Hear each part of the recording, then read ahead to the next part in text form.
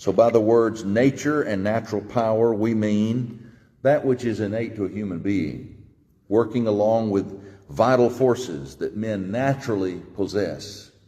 Strength, we might say, being able to use ingenuity, opportunity. These things are not miraculous, these are ordinary.